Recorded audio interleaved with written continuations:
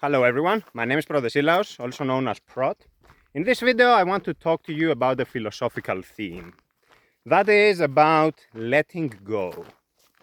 To tell you more about this, I want to describe the story of Sisyphos. This is an ancient Greek myth about a man who is rolling a boulder, a large rock, up a mountain. You probably have seen this as an image somewhere. I think it is quite iconic. And that's the purpose of myths, for them to have something that catches your imagination, and thus you remember the morale of the story, or at least the story, you remember it forever.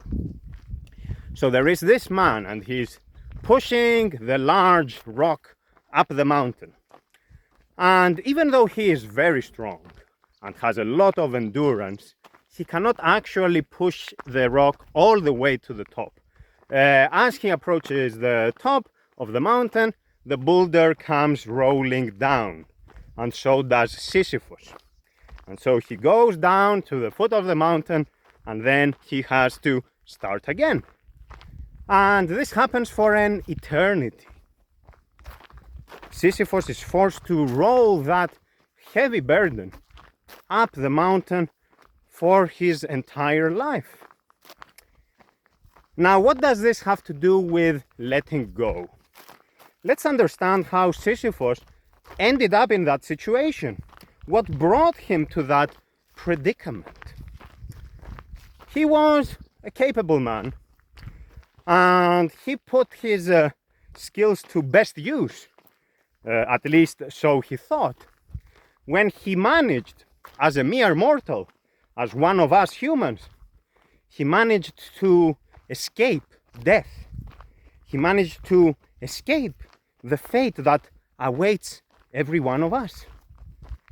So Sisyphos was a special person, a special human. He could achieve something that for humanity is not possible. We could say that Sisyphos managed to escape from the human condition in a way, to become more than human while remaining human. He was still a man. He didn't deify himself. He didn't become a god or something along those lines. There was no apotheosis in the process. He was still a man.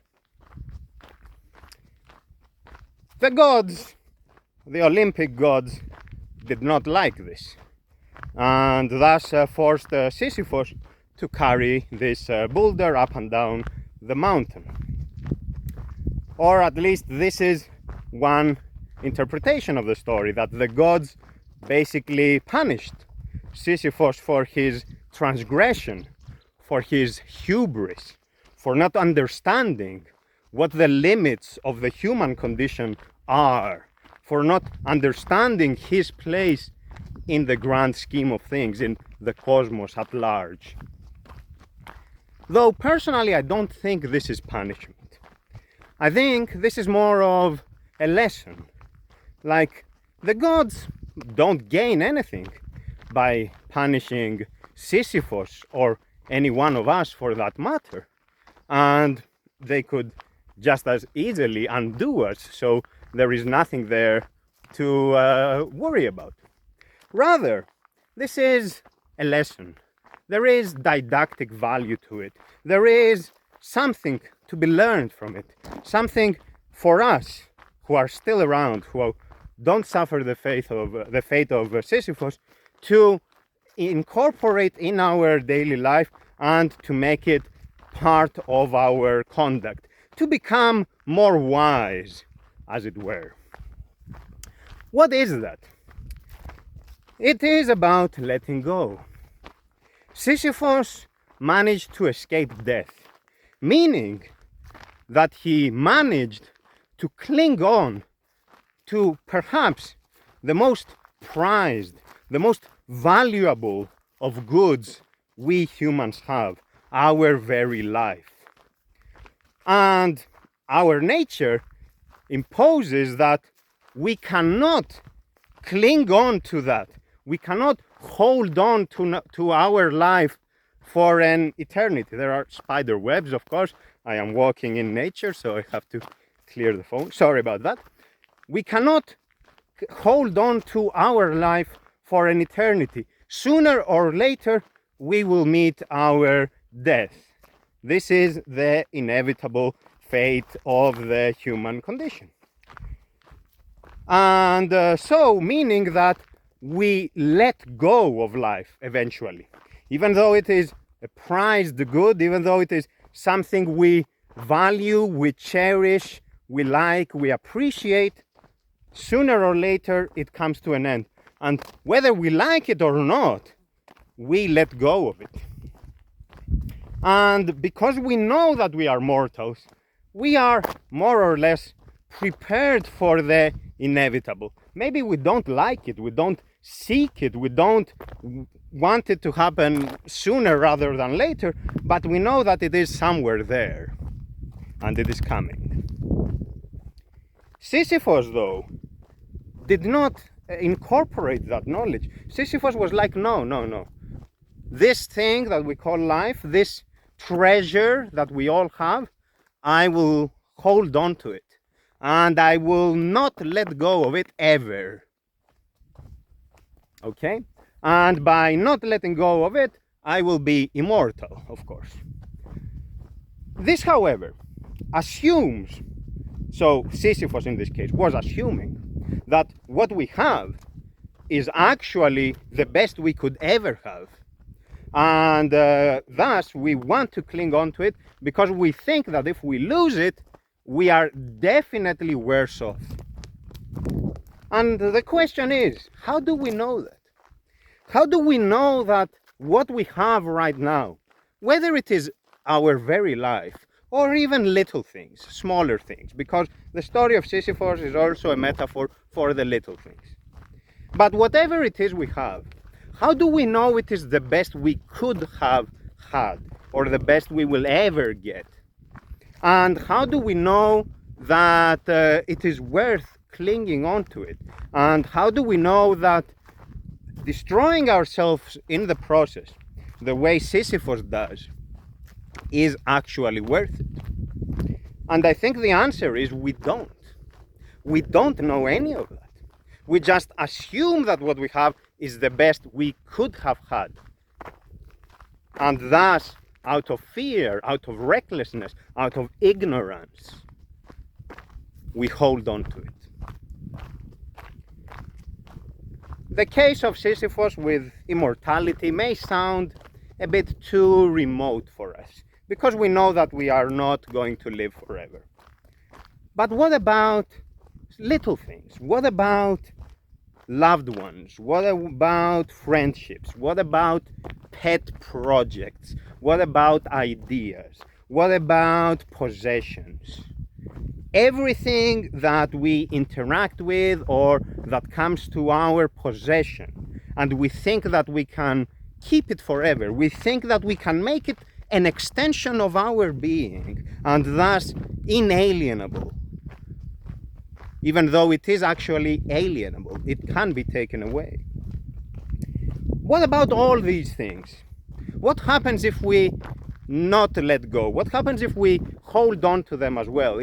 If we cling on to them with all our strength, all our determination, and we say, no, you know what? I obstinately refuse to let go. I will hold on to this with every strength I have. Every fiber of my being wants to hold on to this. I think we suffer.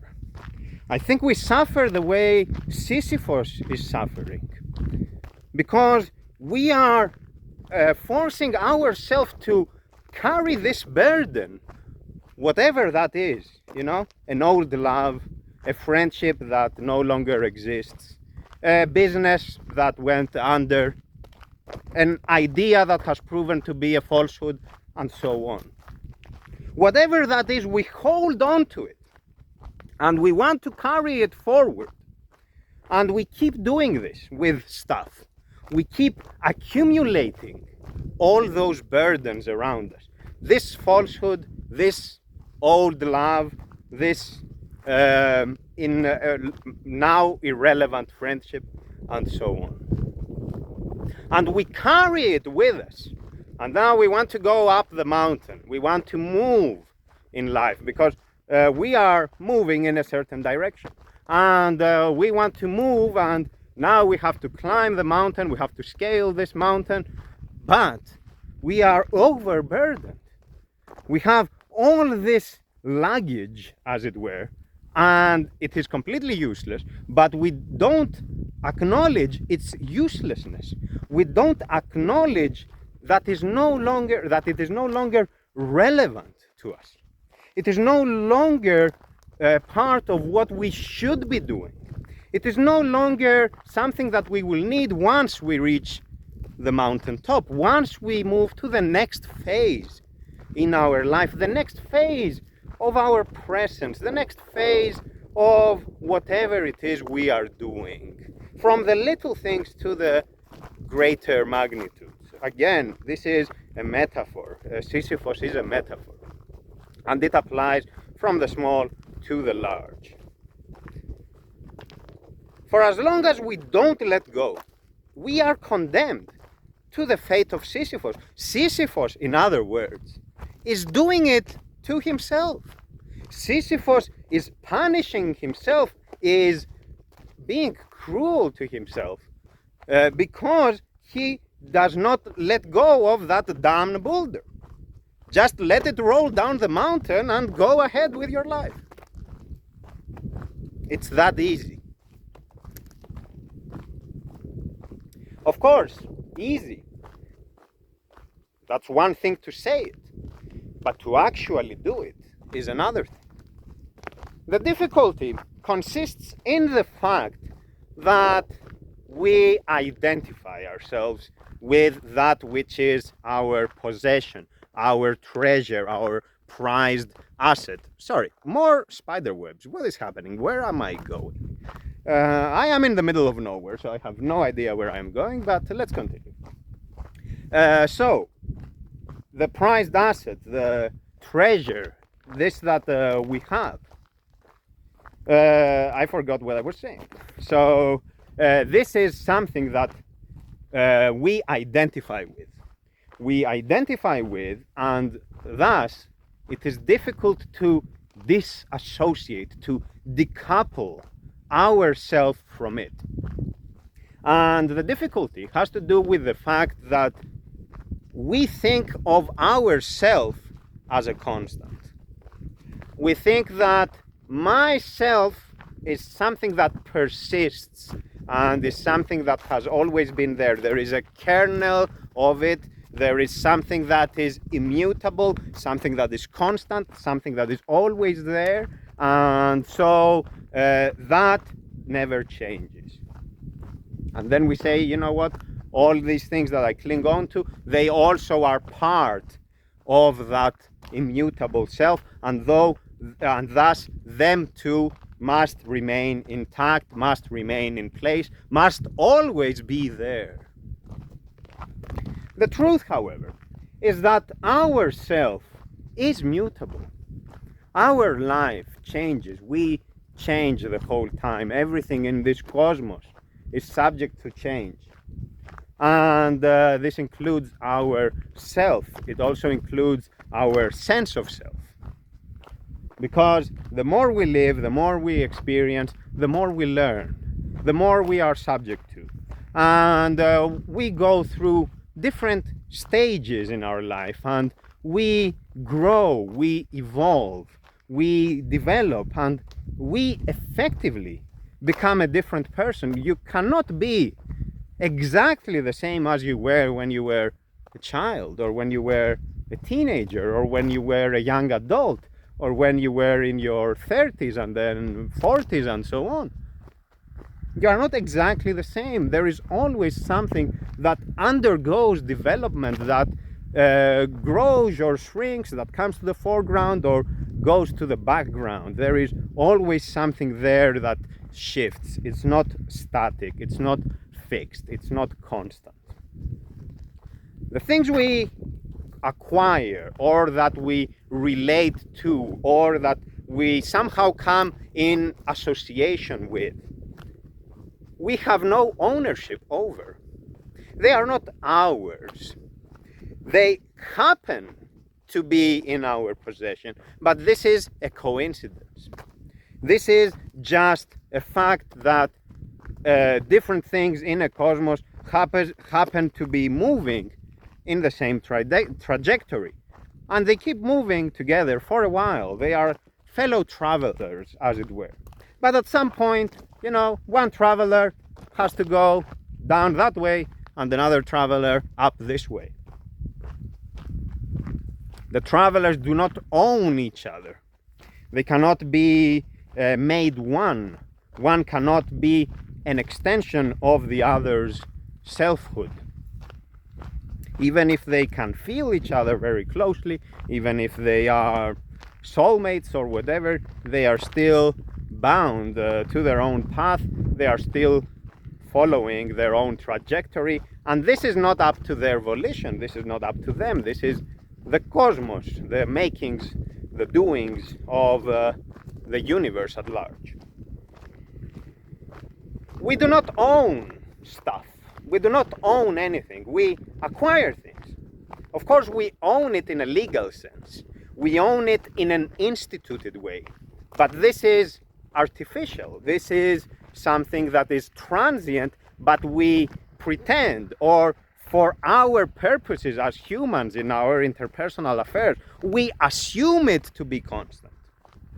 And we enforce it as a constant through fire and steel. We call it law, we call it police, we call it the military, and so on.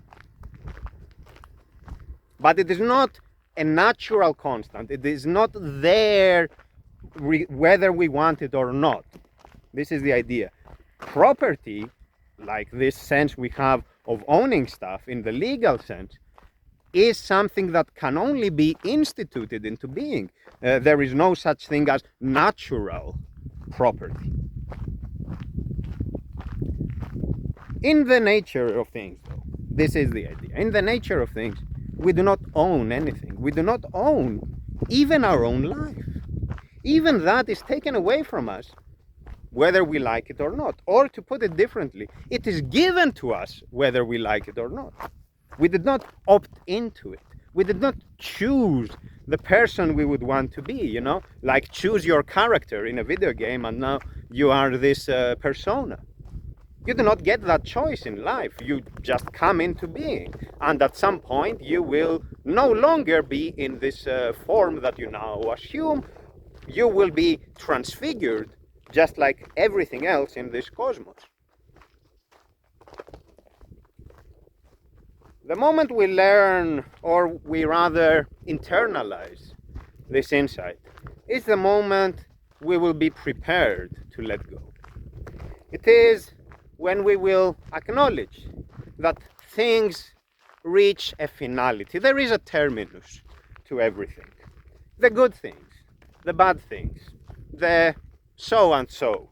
Everything comes to an end. Everything will start, everything will reach a point where it's no longer there. And so when we are mindful of the non-ownership of the human condition, when we are mindful of what I call ακτησία, it's a Greek word meaning non-ownership. When we are mindful then of ακτησία, we will be prepared to let go. We will be prepared to acknowledge the fact that it happens. We will be there and we will say, okay, fine. I'm glad it happened, perhaps, if it's a good thing. Or I wish it had not transpired, if it is a bad thing. But despite my wishes, despite my intentions, my hopes, my regrets, I acknowledge that it has a presence outside my own presence, and it moves in a direction that is not my direction. And things reach their end, and other things will commence from there. Just a second, folks, because I have no idea where I am going. And I'm not sure if this is a good way to go. Hopefully there will be no workers down this path. I don't hear anyone, but let's see. Worst case scenario, I will go back, so no problem. You are prepared to let go. When you are mindful of ακτησία, you are prepared to let go. The more difficult question though is, okay, so how do we train for that? Like now, you have heard what I say now, and you are like, okay, ακτησία, very good, non-ownership, sounds fancy, sounds philosophical, I like it. I will just let the boulder roll down the mountain, and then I am free to explore the open vistas. But how do I do it? How do I withdraw emotionally from that boulder? Because it is a part of me. I think it is a part of me. I am deeply invested in it. How do I let go of my love, basically? How do I let go of that which I consider a part of me? It's like you are telling me that I should just throw away a limb or something. Is it that easy to do? And the answer, no. The answer is no. The answer is negative. It is not easy. It is actually difficult. It takes courage. It takes magnanimity to be able to let go. But you can do it by practicing on the little things. Like, do you ever find yourself in an argument over something that is actually trivial? Like, I don't know, some encyclopedic trivia that doesn't really matter at all. Like, you know, the number of poisonous snakes in Cyprus, let's say. And you insist that it's 3 different species, and somebody else is like, no, it's definitely 6. And you're like, no, it cannot be 6 because I read it, this and that. And you insist, and you won't tolerate losing this argument, as it were, okay? And the other person does the same. What are you actually doing in this situation? You are trying to cling on to your belief, to cling on to the idea. For what? It's such a little thing, it doesn't matter, it is inconsequential. Let go, even if you are right, even if you truly believe that you are right, just let it go, just let it pass. This is a very small thing.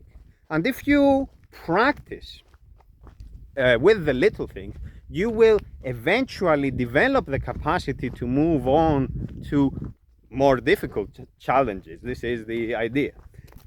Folks, I'm definitely moving, I don't know, in a different, towards a different district. Where should I go? There is one path that leads down that way, and there is another one that goes here. This one seems like it is a proper path. This one seems like a mountain trail, but I will go down this path just to be sure for now, because I'm focused on the video. Okay, so with the little things you practice, and this will allow you to eventually be able of letting go of bigger things. There is a car in the distance. Let me then tell you about my dog. Let me tell you about Atlas. Atlas is trusting me fully, and I trust him completely as well. If Atlas is chewing on something, let's say he has a piece of meat, a piece of bone or whatever, and he is chewing on it, I can, with my hand, I can reach into his mouth and just pull it out. This is not something you get right away with dogs. It's something that you have to train them. Never try this with a dog you have not trained, because you will definitely lose a finger. Never try this. But you can actually train a dog to tolerate letting go of that which the dog values the most, which is meat, which is its food. Dogs are carnivores, of course, and that's what they want to have. But you can actually teach a dog to let go. The way I did this with Atlas was to start with little things. It was not with punishment. It was not with compelling him to let go. We did it together. We cooperated. We did it with love and with mutual trust. He would be chewing on something, such as a toy or a piece of wood or whatever, and I would reach out towards his mouth with the one hand, and with the other hand, I would offer something in return, a treat. I would offer something for him to eat. And initially, he didn't want to let go of the toy, of the item he was chewing on. But I kept the treat there close to him, and with the other hand, I was gradually approaching the item. And eventually, he would let go of the item and take the treat. And so we tried this a few times. Gradually, I would let him have stuff that he considers more valuable, and I would do the same. And eventually, he learned to not worry about it at all, that I can take something out of his mouth and it's fine. Why am I telling you this? Because we did this gradually. We did this one small step at a time. It didn't happen magically. It didn't just occur to Atlas to, okay, you are my human friend, so I just trust you completely. No, you don't get that for free. You have to earn it. You have to work for it. The other side of this story is that a dog can do it. It's not just something that humans do, you know, with their greater intelligence or whatnot. It's something that other beings can do as well. Other beings can also learn to let go. And we can do it as well in the same way. We can practice on the little things, on the everyday things, to let them be, to understand that they are not part of our identity, to understand that we can be separated from them. We will be separated from them. They will have a presence of their own, independent of our presence. And this is basically it, folks.